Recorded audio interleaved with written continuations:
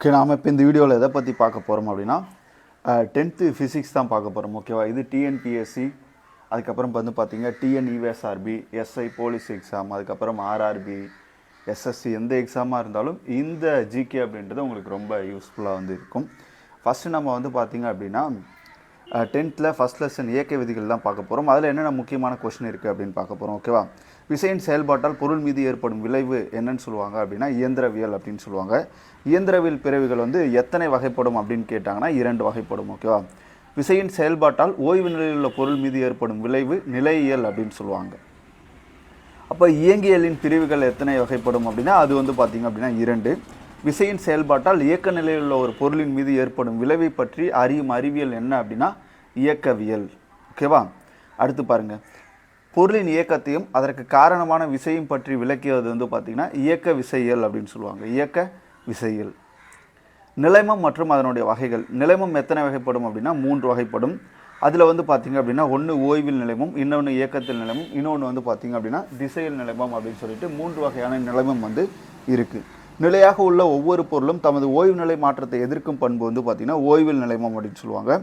இயக்க நிலையில் உள்ள பொருள் தமது இயக்க நிலை மாற்றத்தை எதிர்க்கும் பண்பு இயக்கத்தில் நிலைமம் அப்படின்னு சொல்லுவாங்க. ஓகேவா, அப்போ இயக்க நிலையில் உள்ள பொருள் இயங்கும் திசையிலிருந்து மாறாக திசை மாற்றத்தினை எதிர்க்கும் பண்பு என்னன்னு சொல்லுவாங்கன்னா திசையில் நிலைமம் அப்படின்னு சொல்லுவாங்க. இந்த நிலைமத்திலிருந்து அடிக்கடி கொஸ்டின் கேட்பாங்க.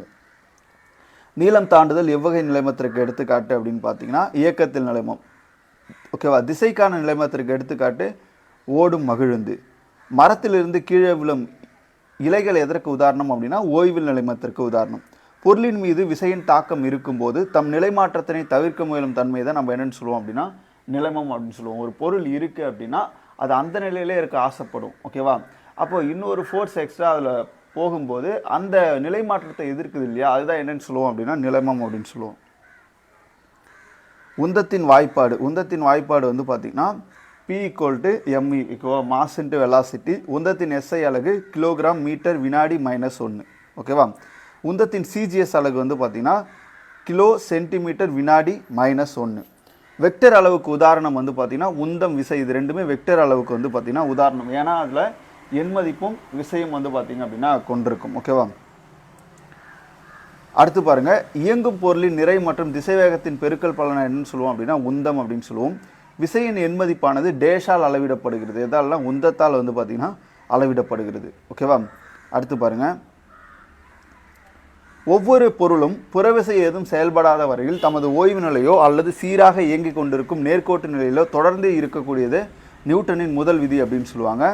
அடுத்து பாருங்கள், நியூட்டனின் முதல் விதி வந்து பார்த்திங்கன்னா விசையையும் பொருட்களின் நிலைமத்தையும் என்ன பண்ணுது அப்படின்னா விளக்குது. ஓகேவா, நியூட்டனின் 2ஆம் இயக்க விதி சமன்பாடு F = ma. ஓகேவா, மாஸ், அதுக்கப்புறம் வந்து பார்த்திங்க அப்படின்னா முடுக்கம். ஓகேவா, அடுத்து பாருங்கள், நியூட்டனின் 3ஆம் இயக்க விதி சமன்பாடு FA = -FV. ஓகேவா, விசை இருந்துச்சு அப்படின்னா ஒரு விசைக்கு எதிர்விசை அப்படின்றது உண்டு அப்படின்றதான் நியூட்டனின் 3ஆம் இயக்க விதி சொல்கிறது. அதுதான் இந்த சமன்பாடும் வந்து பார்த்திங்கன்னா உங்களுக்கு குறிப்பிடுது.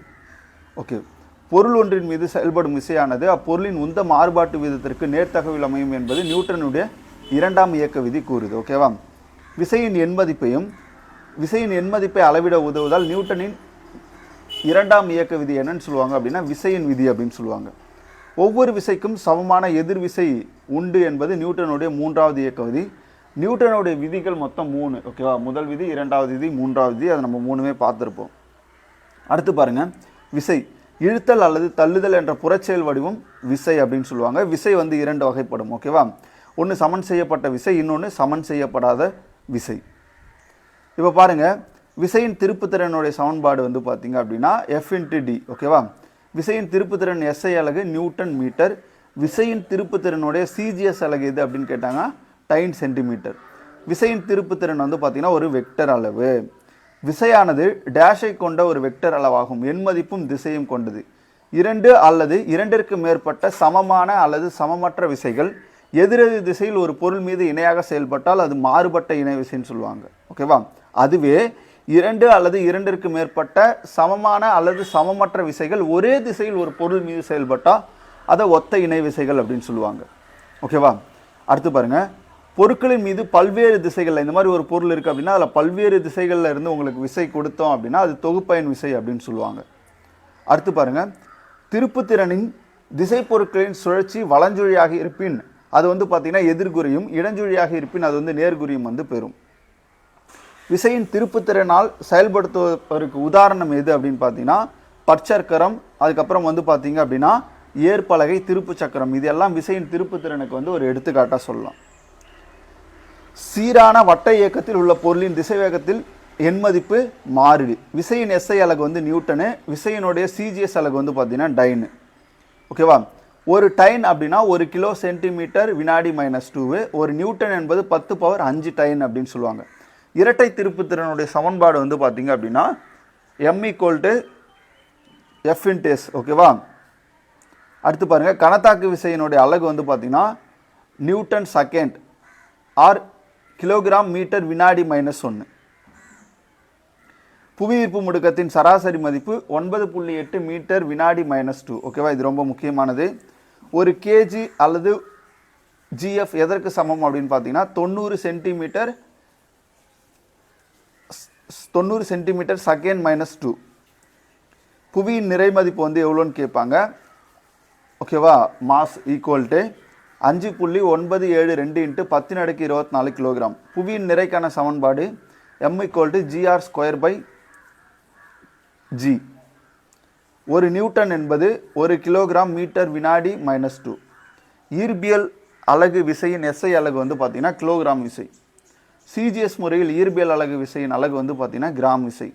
ஈர்பியல் மாறிலி ஜியின் மதிப்பு வந்து பார்த்தீங்கன்னா 6.674 × 10⁻11 நியூட்டன் மீட்டர் ஸ்கொயர் kg -2. அடுத்து பாருங்கள், நிறை மற்றும் எடை. புவியின் மையப்பகுதியில் ஜியின் மதிப்பு வந்து பார்த்தீங்கன்னா சுழி.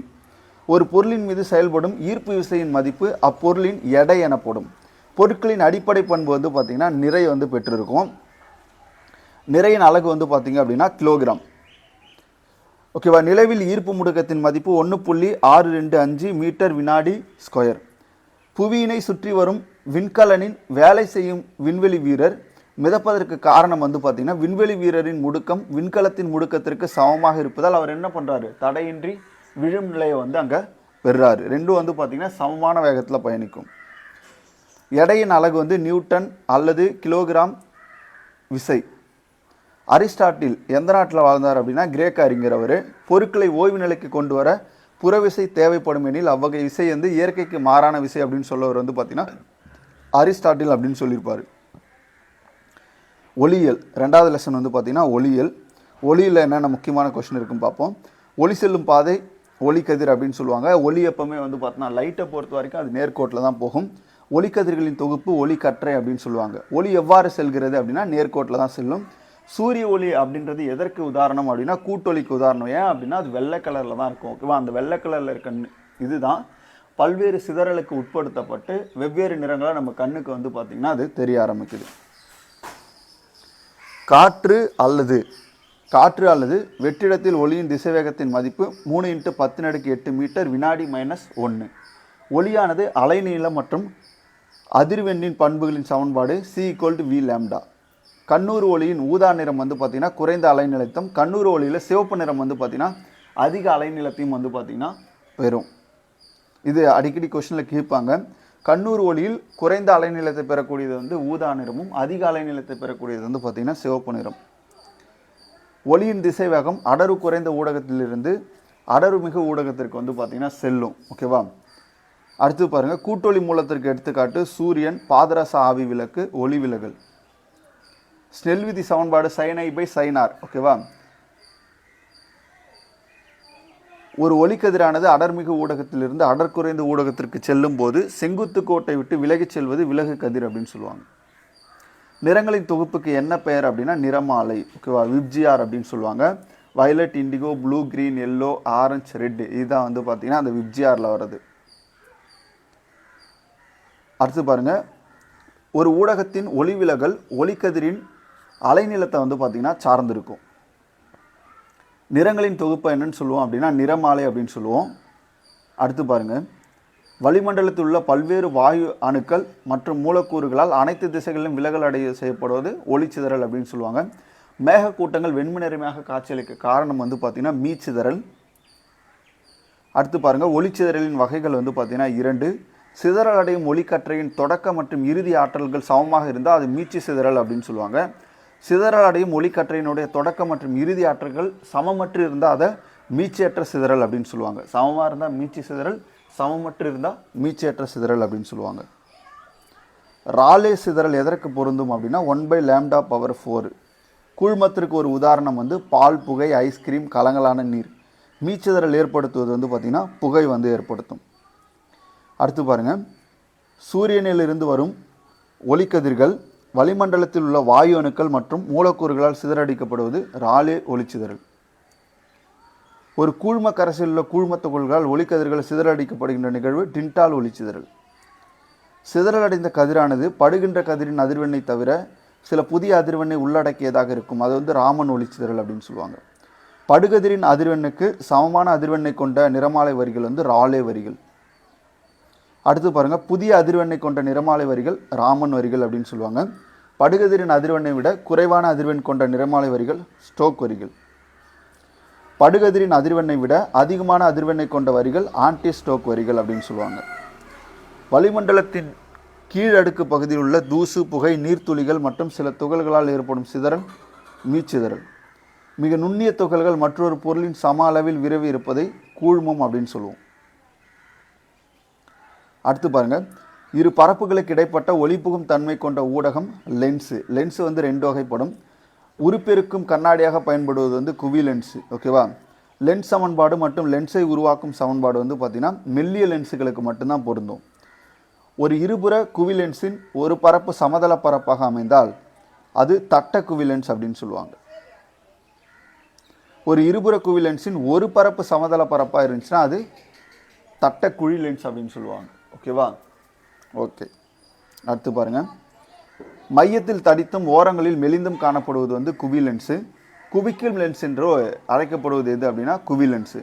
தூர பார்வையை சரி செய்ய பயன்படக்கூடிய லென்ஸு தான் கொஷனில் கேட்பாங்க. குவி லென்ஸு. கிட்ட பார்வை எடுத்துக்கிட்டிங்கன்னா குழி லென்ஸ். நுண்ணோக்கி, தொலைநோக்கிகள், நழுவப்பட வீழ்த்திகளுக்கு எடுத்துக்காட்டு வந்து பார்த்திங்கன்னா அதில் என்ன பயன்படுது அப்படின்னா குவி லென்ஸ் பயன்படும். குவி லென்ஸின் பிம்பம் வந்து எப்போவுமே மெய் பிம்பமாக இருக்கும். ஓகேவா? நுண்ணோக்கிகள், தொலைநோக்கிகள் மற்றும் நழுவப்பட வீழ்த்திகள் போன்றவற்றின் உருவாக்கத்திற்கு பயன்படுவது வந்து குவி லென்ஸ் வந்து பயன்படும். அடுத்து பாருங்கள், குழி லென்ஸ். மையத்தில் மெலிந்தும் ஓரங்களில் தடித்தும் காணப்படுவது வந்து குழி லென்ஸு. விரிக்கும் லென்ஸ் என்று அழைக்கப்படுவது எதுன்னு கேட்பாங்க, குழி லென்ஸ். கண்ணருகு லென்ஸாக பயன்படுவது வந்து குழி லென்ஸு. குழி லென்ஸை பொறுத்த வரைக்கும் மாயபிம்பம். மெய் பிம்பம் அப்படின்னா உண்மையான இமேஜ். ஓகேவா?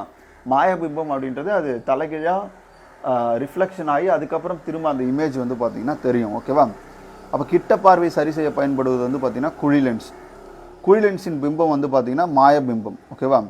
ஓகே, அடுத்து பாருங்கள், பிம்பத்தின் உயரத்திற்கும் பொருளின் உயரத்திற்கும் இடையே உள்ள தகவல் என்னன்னு சொல்லுவோம்னா உருப்பெருக்கம் அப்படின்னு சொல்லுவோம். லென்ஸின் திறனின் எஸ்ஐ அலகு வந்து பார்த்திங்கன்னா டயாப்டர். லென்ஸின் திறன் என்பது P = 1/f. ஒரு டயாப்டர் என குறிக்கப்படுவது 1m-1. லென்ஸ் சமன்பாட்டின் வாய்ப்பாடு 1/f = 1/v - 1/u. ஓகே, அடுத்து பாருங்கள், மனித கண்ணை பற்றி தான் பார்க்க போகிறோம். கண்விழியானது எத்தனை சென்டிமீட்டர் விட்டம் கொண்ட கோள வடிவம்னா 2.3 சென்டிமீட்டர்.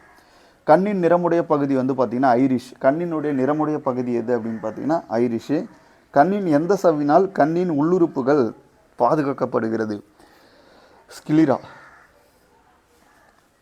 கண்ணின் ஒளிவிலகல் நடைபெறும் முக்கியமான பகுதி வந்து பார்த்திங்கன்னா கார்னியா.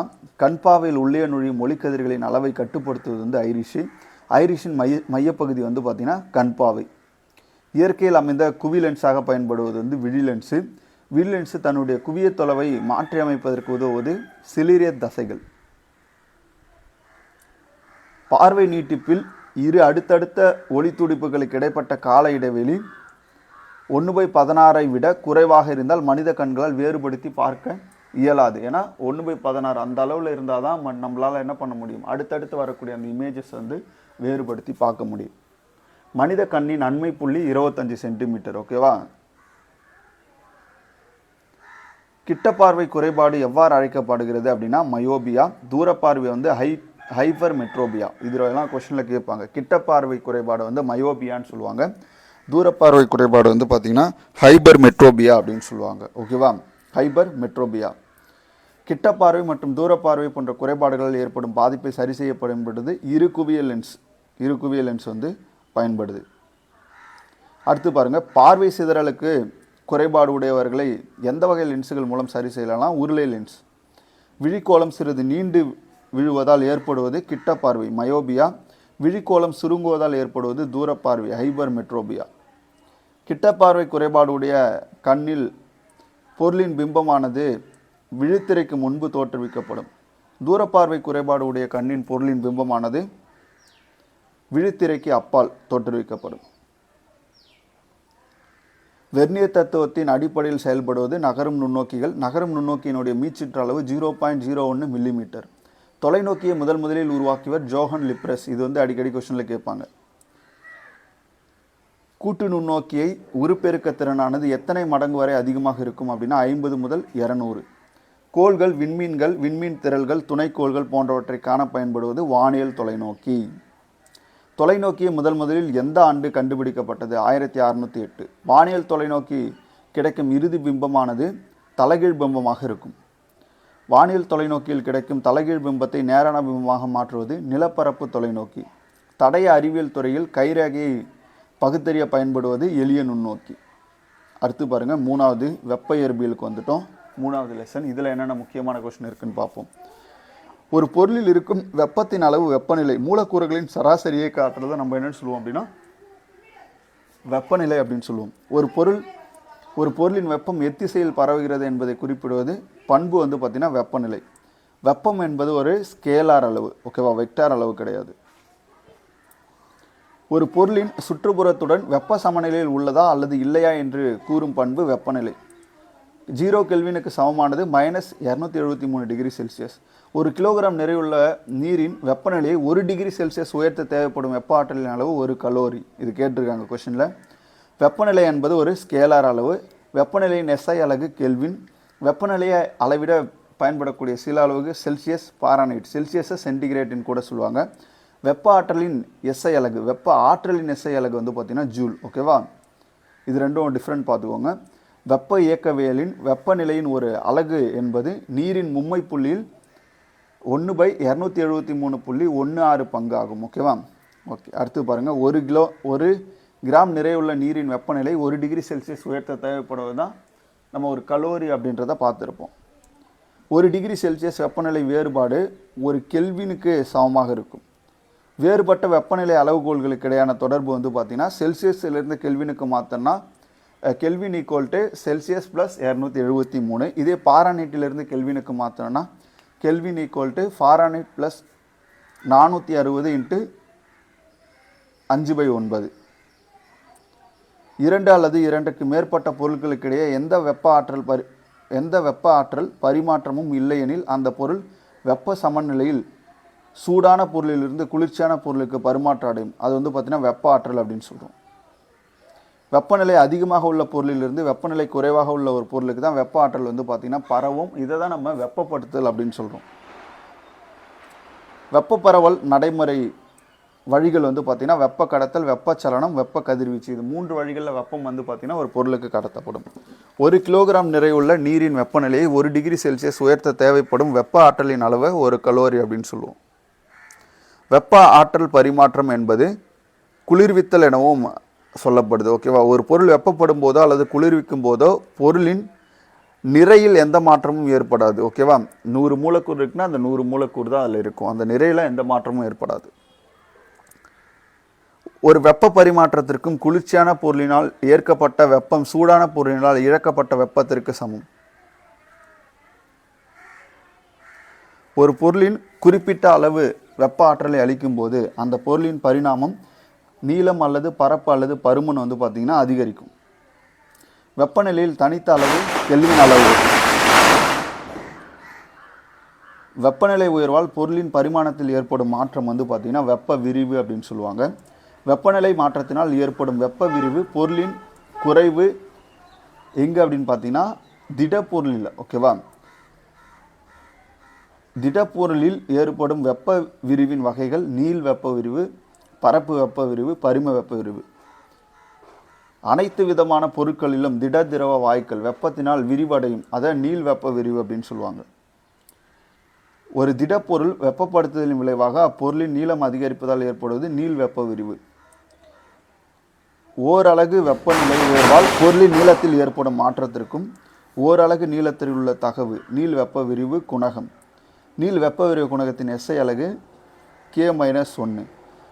நீள மாற்றத்திற்கும் வெப்பநிலை மாறுபாட்டிற்கும் உள்ள தொடர்பு Δ2 Δ1 Δ0 இன்ட்டு Δt. ஓகேவா, அது எதிர் தகவல் இருக்கிறத சொல்கிறாங்க. ஒரு திடப்பொருள் வெப்பப்படுத்துதலின் விளைவாக அப்பொருளின் பரப்பு அதிகரிப்பதால் ஏற்படும் விளைவு பரும வெப்ப விரிவு.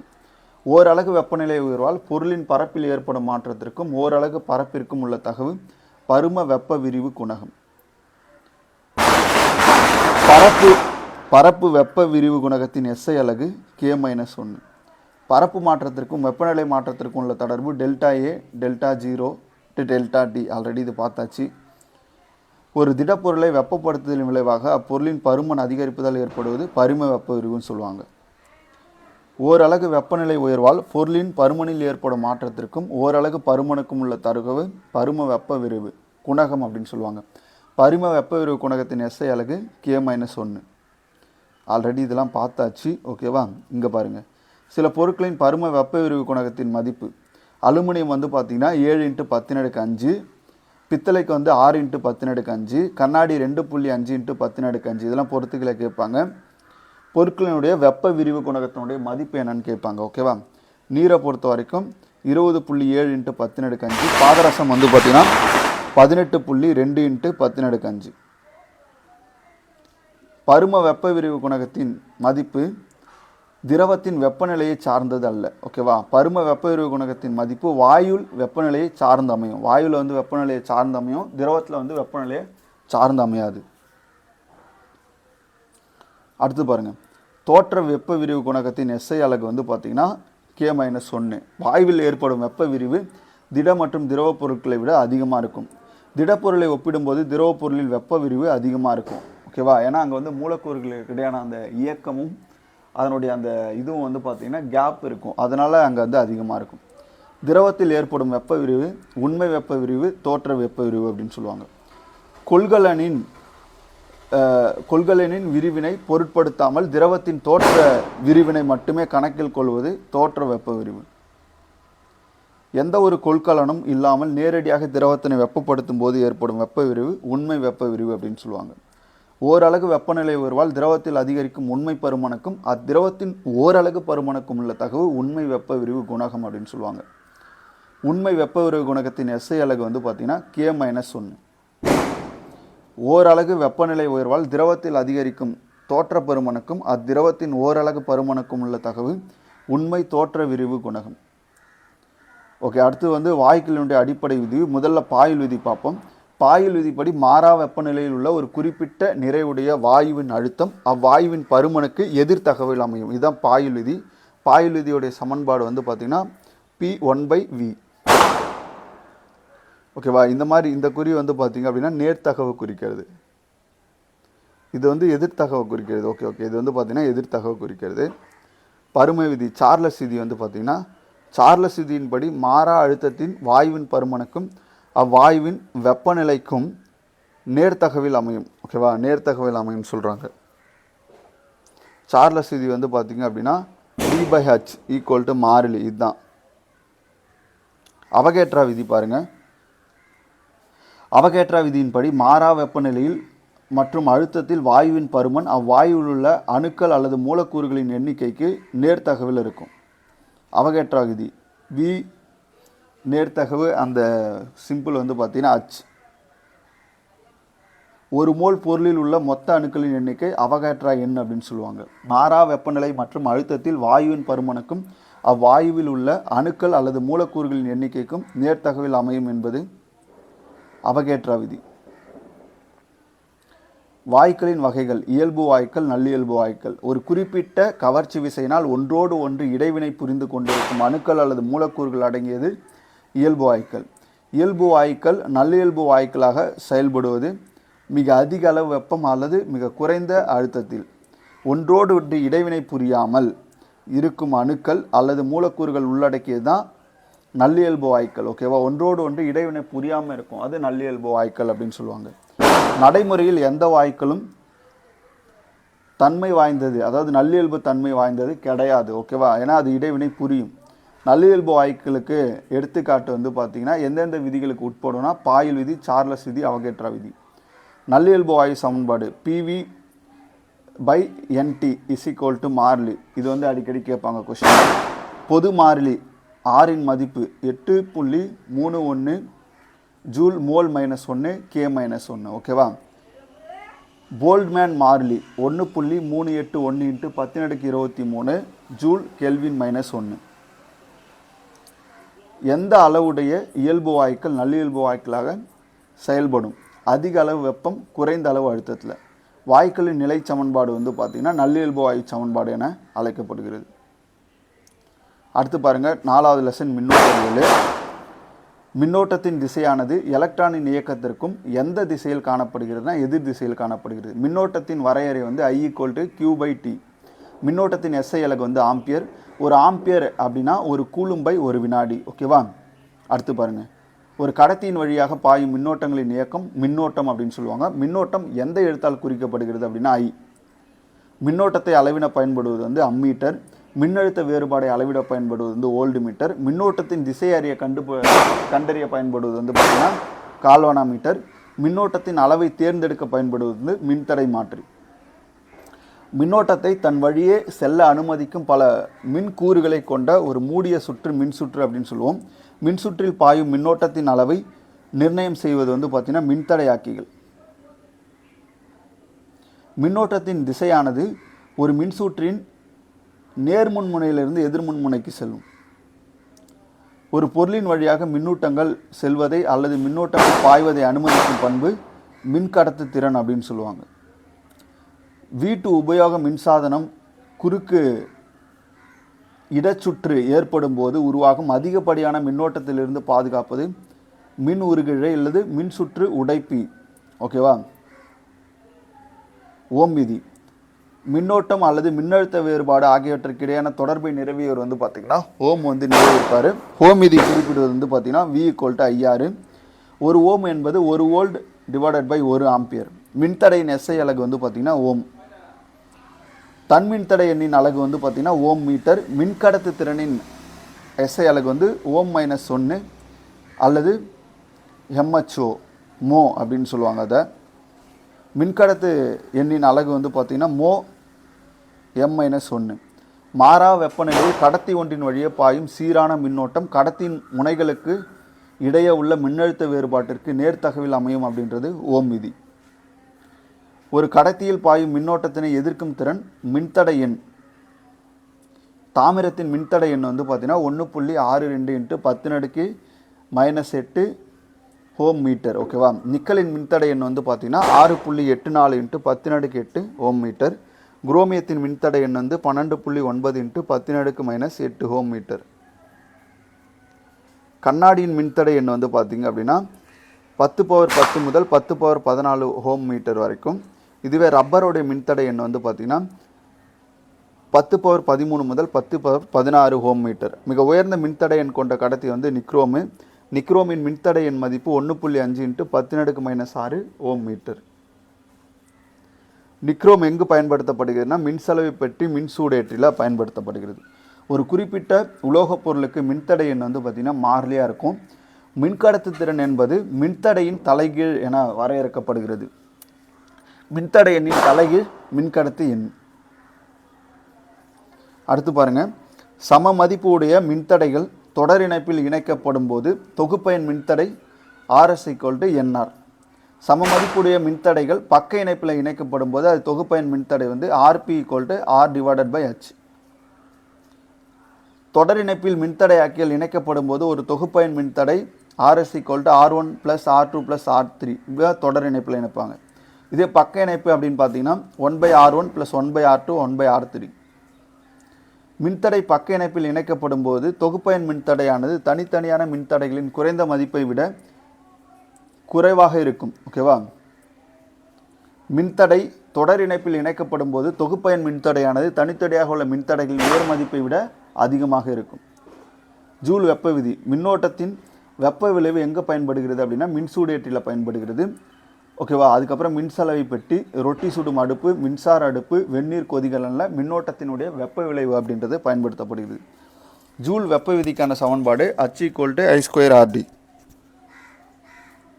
அடுத்து பாருங்கள், ஜூல் விதியில் ஒரு மின்தடையாக்கியில் உருவாக்கும் வெப்பமானது மின்தடைக்கு எந்த விகிதத்தில் காணப்படும் அப்படின்னா நேர் விகிதம். நிக்ரோம் என்பது நிக்கல் ப்ளஸ் குரோமியம் சேர்ந்த கலவை. மின் உருகிழை ஜூல் வெப்ப விளைவு அப்படின்ற ஒரு தத்துவத்தின் அடிப்படையில் தான் செயல்படுகிறது. மின்கம்பியின் வழியே மின்னோட்டம் செல்வதால் வெப்பம் உருவாகிறது. இந்த நிகழ்வு மின்னோட்டத்தின் வெப்ப விளைவு அப்படின்னு சொல்லுவாங்க.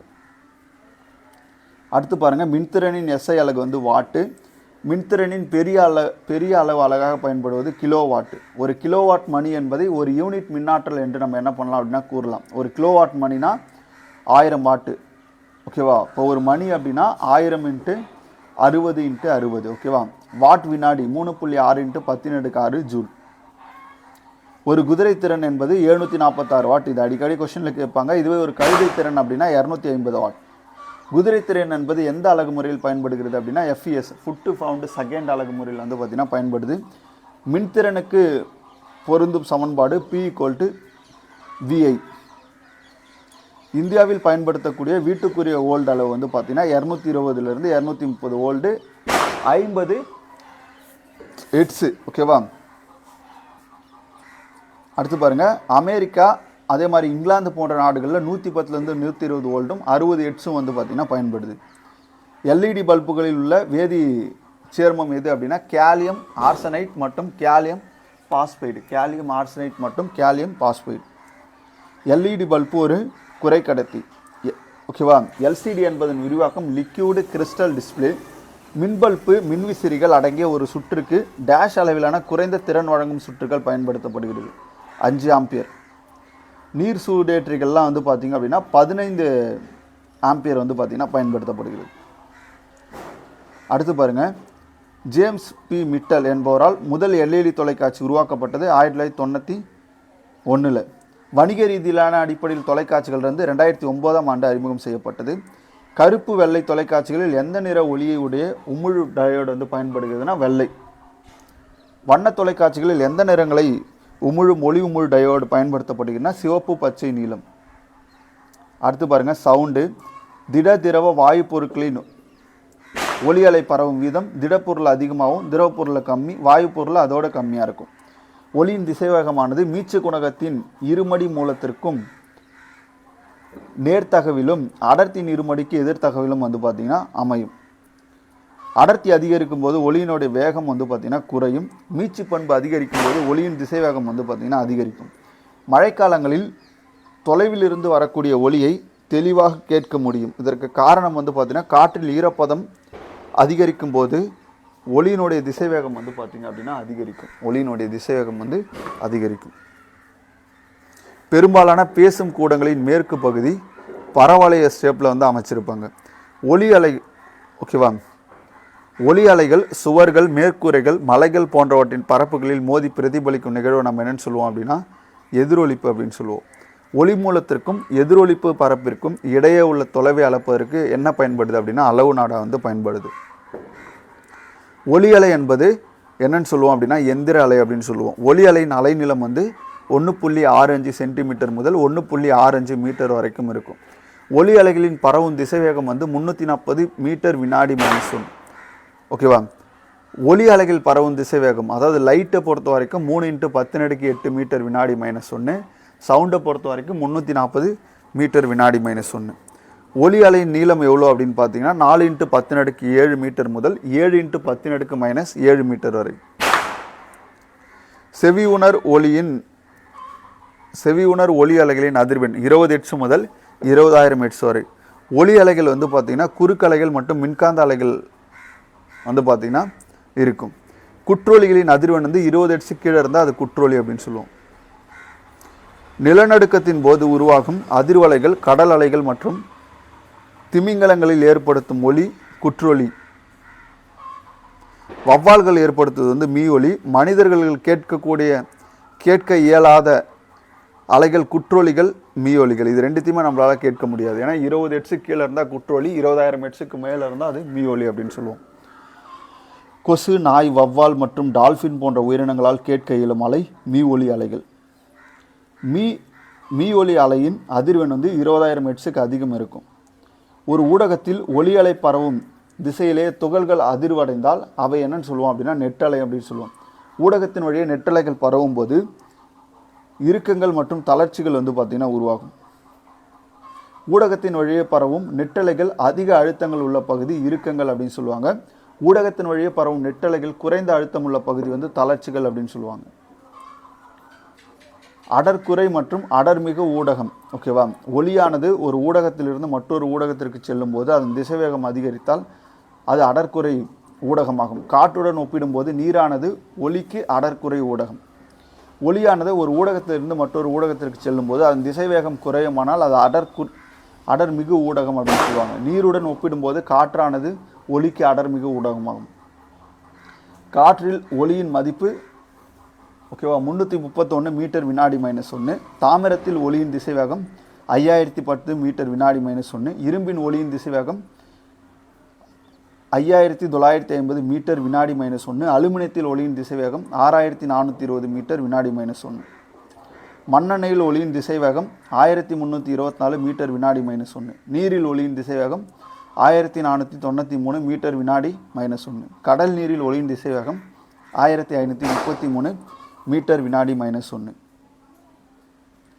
காற்றில் ஒலியின் திசைவேகம் 331 மீட்டர் வினாடி -1. அதுவே காற்றில் 20 டிகிரி செல்சியஸில் ஒலியின் திசைவேகம் 343 மீட்டர் வினாடி -1. ஒலியின் திசைவேகத்தை கணக்கிடுதல் பார்த்தீங்கன்னா 2d/t. சிறிய அளவு கூட்டத்தினரே உரையாடல் உதவும் குழல் வடிவ கருவி கூம்பு ஒலி பெருக்கி அப்படின்னு சொல்லுவோம். அடுத்து பாருங்க, ஒலியின் எதிரொலிப்பு. கோல்கொண்டா கோட்டை காணப்படும் இடம் பார்த்தீங்க அப்படின்னா ஹைதராபாத்து. மெதுவாக பேசும் புனித பால் கேத்தரல்ஸ் எங்கன்னா லண்டனில் இருக்குது. எதிரொலிப்பு கேட்பதற்கான குறைந்தபட்ச தொலைவு 17.2 மீட்டர். மனிதர்கள் 2 ஒலிகளை கேட்க வேண்டுமானால் 2 ஒலிகளுக்கு இடையோட அந்த கால இடைவெளி குறைந்தபட்சம் 0.1 வினாடி இருக்கணும். எதிரொலி தத்துவம் அல்ட்ராசோனிகிராஃபி கருவி எந்த துறையில் பயன்படுத்தப்படுகிறது அப்படின்னா மகப்பேறியல் துறையில். டாப்லர் விளைவு ரேடார் எதற்கு பயன்படுகிறது அப்படின்னா விமானத்தின் வேகத்தை கணக்கிட. சோனார் எதற்கு பயன்படுகிறது அப்படின்னா கடல்வாழ் உயிரினங்கள் மற்றும் நீர்மூழ்கி கப்பல்களை கண்டறிய. சோனார் அப்படின்னா சவுண்ட் நேவிகேஷன் அண்ட் ரேஞ்சிங். ஒலி மூலத்திற்கும் எதிரொலிப்பு பரப்பிற்கும் இடையே குறைந்தபட்ச தொலைவு 17.2 மீட்டர். கேட்குனருக்கும் ஒளி மூலத்திற்கும் இடையே சார்பியக்கம் இருக்கும்போது ஒளியின் அதிர்வெண்ணிற்கும் ஒளி மூலத்தின் அதிர்வெண்ணுக்கும் இடையே உள்ள வேறுபாட்டை கண்டறிந்தவர் கிறிஸ்டியன் டாப்லர். அதனால தான் அந்த டாப்லர் விளைவு அப்படின்னு சொல்கிறாங்க. ரேடார் அப்படின்னா ரேடியோ டிடெக்ஷன் அண்ட் ரேஞ்சிங் அப்படின்றது தான் இதோடைய விரிவாக்கம். வாகனம் ஒன்றின் வேகத்தை அளவிடவும் துணைக்கோள் ஒன்றின் தொலைவினை அளவிடவும் பயன்படுகிறது டாப்லர் விளைவு. அடுத்து பாருங்கள், அணுக்கரு இயற்பியல். ஓகேவா, பருப்பொருட்கள் அனைத்தும் பகுக்க இயலாத அலகுகள் என கூறியவர் டெமோக்ரிட்டஸு. தனிமங்கள் இயற்கையில் ஒரே மாதிரியான அணுக்கள் ஆனவர் என கூறியவர் டால்டன். எலக்ட்ரானை கண்டறிந்தவர் பார்த்தீங்க அப்படின்னா ஜே தாம்சன். Proton Goldstein. நியூட்ரானை கண்டறிந்தவர் ஜேம்ஸ் சாட்விக். கதிரியக்கத்தை கண்டறிந்தது ஹென்றி பெக்கோரல், அதாவது இயற்கை கதிரியக்கம். அடுத்து பாருங்கள், நேர்மின் கதிர்களுக்கு ஆனோடு புரோட்டான்கள் என பெயர் வைத்தவர் ரூதர்ஃபோர்டு. அணுவின் நிறையானது அதன் மையத்தில் செறிந்து காணப்படுது அப்படின்னு சொன்னவர் ரூதர்போர்டு. ஜே தாம்சன் எதிர்மின் வாயு அதாவது எலக்ட்ரானை கண்டறிஞ்சிருப்பார். ஆனோடு பார்த்தீங்கன்னா நேர்மின் வாயு, அது கோல்டுஸ்டீன் கண்டறிஞ்சிருப்பார். அணுக்கரு இயற்பியல் சிறிய துகளின் ஆற்றலை அளவிட பயன்படுவது எலக்ட்ரான் வோல்ட். கதிரியக்கம் அணு எண் 82 விட அதிகமாக உள்ள தனிமங்கள் யுரேனியம், ரேடியம். இதுவரை எத்தனை கதிரியக்க பொருட்கள் கண்டுபிடிக்கப்பட்டிருக்குன்னா 29. 29 கதிரியக்க பொருட்களில் பெரும்பாலானவை பூமியில் உள்ள அருமண் உலோகங்கள் மற்றும் இடைநிலை உலோகங்கள். அணு எண் 82 விட குறைவாக உள்ள தனிமங்கள் என்ன பண்ணோம் அப்படின்னா இந்த அணு கதிர்வீச்சை உண்டு பண்ணோம். அதில் எடுத்துக்காட்டாக டெக்டீனியம் 43, புரோமித்தியம் 61. இது 2 விதிவிலக்காக இருந்திருக்கும். செயற்கை கதிரியக்கம் அல்லது தூண்டப்பட்ட செயற்கை கதிரியக்கம் கண்டறியப்பட்டது 1934. ஐரின் கியூரி மற்றும் ஜோலியட் கியூரி, இவங்க 2 பேர் தான் கண்டுபிடிச்சிருப்பாங்க. கதிரியக்க சிதைவின் போது கதிரியக்கத்திற்கு சிதைவத்திற்கு உட்படும் உட்கரு தாய் உட்கரு. கதிரியக்க சிதைவிற்கு பிறகு உருவாகும் உட்கரு சேய் உட்கரு. ஒரு கியூரி ஒரு வினாடி நேரத்தில் எவ்வளவு கதிரியக்க அளவை கொண்டுள்ளதுன்னா 3.7 × 10⁻10. அயனியாக்கு கதிர்வீச்சின் அளவினை கண்டறியும் சாதனம் டோசிமீட்டர். அணு எண் 83 விட அதிகமாக உள்ள தனிமங்கள் தன்னிச்சையாக கதிரியக்கங்களை வந்து பெற்றிருக்கும். டெக்டினியம் மற்றும் புரோமேட்டியம் வந்து பார்த்தீங்கன்னா 43, 61. இது வந்து பார்த்தீங்க அப்படின்னா அதுக்கு விதிவிலக்காக இயற்கையாகவே அந்த கதிரியக்க தன்மை வந்து பெற்றிருக்கும். அடுத்து பாருங்க, சிதைவிற்கு பிறகு விடுதுகள்கள் உருவாகும். அணுக்கரு தன்னிச்சையான சிதைவிற்கு இயற்கை கதிரியக்கம், தூண்டப்பட்டுச்சுன்னா அது செயற்கை கதிரியக்கம். கதிரியக்க பொருளானது ஒரு வினாடியில் வெளியிடும் கதிரியக்க சிதைவின் அளவு 10⁻6 எனில் அது வந்து ஒரு ரூதர்ஃபோர்ட் அப்படின்னு சொல்லுவாங்க. யுரேனியத்தை கண்டறிந்தவர் மார்டின் கிளாபரத், அவர் ஜெர்மனியை சேர்ந்தவர். ஜெர்மன் வேதியியலாளர் யுரேனியத்தை கண்டறிந்தார். அது பிட்ச் பிளான்ட் என்ற தனிம தாதுவை பயன்படுத்தினார். பிளவுக்கு உட்படும் யுரேனியம் 235. கதிரியக்க செறிவு பூமியை அடையும் போது ஒரு வினாடியில் ஓரலகு பரப்பில் அதன் மதிப்பு 1.4 கிலோ ஜூல். அபாயகரமான கதிரியக்க பகுதியில் பணிபுரிவோர் காரியம் மேலாடைகளை வந்து கட்டாயம் அணியணும். இது SIPC இதில் நிறைய வாட்டி வந்து பார்த்திங்கன்னா கேட்டிருக்காங்க. கதிர்வீச்சு அபாயத்திலேருந்து நம்ம பாதுகாத்தோம்னா அதில் காரியம் உடையதை நம்ம அணியணும். அடுத்து பாருங்கள், கதிரியக்கத்தின் தொன்மையான அலகு வந்து கியூரி. கதிரியக்கத்தின் மற்றொரு அலகு ரூதர்ஃபோர்ட். கதிரியக்கத்தினுடைய பன்னாட்டு அலகு எதுன்னு கேட்டாங்கன்னா பெக்கரோல். ஓகே, பாஸ்பரஸ் வந்து பார்த்தீங்கன்னா பயிர் உற்பத்தி அதிகரிக்க பயன்படக்கூடிய ஐசோடோப். ஓகேவா, அதுவே வந்து பார்த்தீங்க அப்படின்னா இங்கே பாருங்கள், நோய்களை கண்டறிய உதவும் கதிரியக்க ஐசோடோப் வந்து ஹைட்ரஜன், நைட்ரஜன், கார்பன், சல்ஃபர். இதயம் சீராக செயல்படுறதுக்கு வந்து பார்த்திங்க அப்படின்னா சோடியம் 24, முன்கழுத்து கையில் அயோடின் 131, இரத்த சோகையை குணப்படுத்த வந்து பார்த்திங்கன்னா இரும்பு 59, தோல் நோய் சிகிச்சை வந்து பார்த்திங்கன்னா பாஸ்பரஸ் 32, புற்றுநோய்னா கோபால்ட் 60, தங்கத்தின் ஐசோடோப் வந்து பார்த்திங்கன்னா 198, இதுவும் புற்றுநோயை குணப்படுத்தும். அறுவை சிகிச்சைக்கு பயன்படும் சாதனங்களில் காணப்படும் நுண்கிருமிகளை கதிரியக்கம் மூலம் தூக்கி என்ன பண்ணலாம், தூய்மை செய்யலாம். ஓகே, இங்கே பாருங்கள், வானூர்தியில் எடுத்து செல்லும் சுமைகளில் வெடிப்பொருட்கள் உள்ளனவா என்பதை கண்டறிய பயன்படுவது கலிஃபோர்னியம் 252. அதே மாதிரி பல்வேறு தொழிற்சாலைகளில் ஏதாவது தீ விபத்து ஏற்படும் போது அந்த புகையை உணரக்கூடிய கருவியாக பயன்படுவது அமர்சியம் 241. தொல்லியல் ஆய்வுக்கு பயன்படுவது வந்து பார்த்தீங்க அப்படின்னா ஓகே, இங்கே பாருங்கள், பிட்ச் பிளான்ட் என்ற தனிமத்தின் தாதுவிற்கு பொருந்துவது யுரேனியம். ஓகேவா, 3 கதிரியக்க துகள்கள் ஆல்பா, பீட்டா, காமா. ஓகே, இங்கே பாருங்கள், யுரேனியம் 235 சிதைவடைந்து தோரியம் 234 மாறுவது ஆல்பா சிதைவு. ஓகேவா, இது சமன்பாடு அப்படியே பார்த்துக்கோங்க. நிறை எண்ணில் எவ்வித மாற்றமும் இல்லாமல் அணு எண்ணில் ஒன்று அதிகரிச்சதுன்னா அது பீட்டா சிதைவு. நிறையன் மற்றும் அணு எண் சிதைவில் மாற்றம் எதுவும் இல்லைன்னா அது காமா சிதைவு அப்படின்னு சொல்லுவாங்க. ஆல்ஃபா கதிர்களின் மின்சுமை நேர் மின்சுமை, பீட்டா வந்து எதிர் மின்சுமை பெற்றது. காமா கதிர்களின் மின்சுமை சுழி அல்லது நடுநிலைத்தன்மை அல்லது மின்சுமை அற்றது. ஆல்ஃபா துகள்கள் அயனியாக்கும் திறன் பீட்டா துகளை விட கிட்டத்தட்ட வந்து பார்த்திங்க அப்படின்னா 100க்கு 10,000 மடங்கு. ஓகேவா, 100 மடங்கு. அதே மாதிரி காமா துகளை விட 10,000 மடங்கு அதிகம். காமா துகள்கள் எனப்படுவை போட்டான்கள், அதாவது மின்காந்த அலைகள் ஆகும் அப்படின்னு சொல்கிறாங்க. அணுக்கரு பிளவு காமா கதிர்களை வெளியிடுவதால் இவை மனித ஜீன்களை தூண்டி மரபியல் மாற்றத்தை உண்டாக்கி பரம்பரை நோயை வந்து உண்டாக்கும். அணுக்கரு பிளவு நியூட்ரான்கள் வெளியேற்றப்படக்கூடிய நிகழ்வு தான் நம்ம என்னென்னு சொல்லுவோம் அப்படின்னா அணுக்கரு பிளவுன்னு சொல்லுவோம். ஒவ்வொரு அணுக்கரு பிளவிற்கும் 3.2 × 10⁻11 ஜூல் ஆற்றல் வந்து வெளியிடப்படுகிறது. அணுகுண்டு வெடிப்பு நிகழ்வின் போது அதிக அளவு ஆற்றல் வெளியிடப்படுகிறது. வெப்பம், ஒளி, கதிரியக்கம், அது 3மே வரும். வெற்றிடத்தில் ஒளியின் திசைவேகம் 3 × 10⁻8 மீட்டர் வினாடி -1. ஒரு வினாடியில் எவ்வளவு ஆற்றல் கதிரியக்கமாக வெளியிடப்படுகிறதுனா 3.8 × 10⁻26. நிறையாற்றல் சமன்பாடு E=mc², ஐன்ஸ்டீனுடைய சமன்பாடு. ஒரு எலக்ட்ரான் வோல்ட் அப்படின்னா 1.62 × 10⁻19 ஜூல். ஓகேவா, அணுக்கரு பிளவின் மூலம் வெளியேற்றப்படும் சராசரி ஆற்றல் 200 மில்லி எலக்ட்ரான் வோல்ட். அணுகுண்டு வெடித்தில் பயன்படுவது கட்டுப்பாடற்ற தொடர்வினை. அணுக்கரு இணைவு மிக லேசான இரு அணுக்களின் உட்கருக்கள் கனமான அணுக்கருவினை உருவாக்கக்கூடிய நிகழ்வு. ஹைட்ரஜன் குண்டு எந்த தத்துவத்தின் அடிப்படையில் நிகழ்கிறதுனா அணுக்கரு இணைவு. தாய் உட்கருவின் நிறைவேற்கும் சேய் உட்கருவின் நிறைவேற்கும் இடையே உள்ள நிறை வேறுபாடு நிறை வலு அப்படின்னு சொல்லுவாங்க. 1945 அமெரிக்கா வந்து ஜப்பான் மீது என்ன பண்ணுறாங்க, குண்டு வீசுகிறாங்க. அது எந்தெந்த நகர்னா ஹிரோஷிமா மற்றும் நாகசாகி. இரண்டாவது உலகப் போரின் போது ஹிரோஷிமா நகரத்தில் வீசப்பட்ட அணுகுண்டின் பெயர் லிட்டில் பாய். நாகசாகியில் வீசப்பட்டது ஃபேட்மேன். அணுக்கரு இணைவு 10⁻7 முதல் 10⁻9 கெல்வின் அழுத்தத்தில் நடைபெறும். நமது புவியின் வயது கணிப்பு 4.54 × 10⁹ ஆண்டுகள். சூரியனில் நடைபெறும் அணுக்கரு இணைவின் போது ஒவ்வொரு வினாடிக்கும் எவ்வளவு ஹைட்ரஜன் அணுக்கரு இணைவு காணப்படுகிறது? 620 மில்லியன் மெட்ரிக். அனைத்து விண்மீன்களும் அதிக அளவில் ஹைட்ரஜனை கொண்டுள்ளன.